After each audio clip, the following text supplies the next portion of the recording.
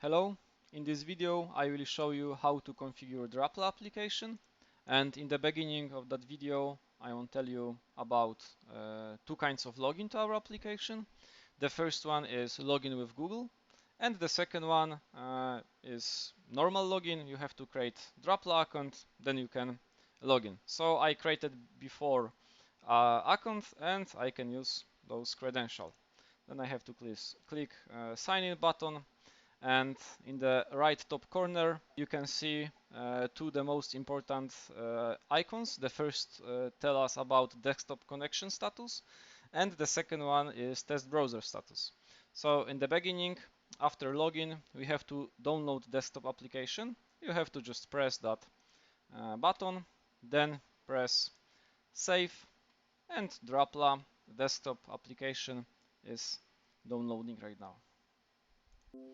After download application, we have to open folder there, then we can extract here, open Drapla folder, then double click in the launcher.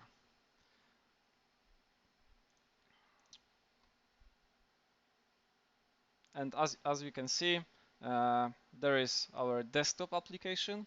The most important thing here is we have to use the same credential like in the web application.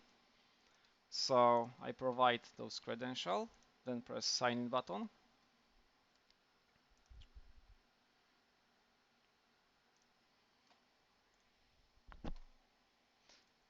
Okay, desktop app connected, and as you can see, previous icon was red and currently it's green, so desktop connection working right now.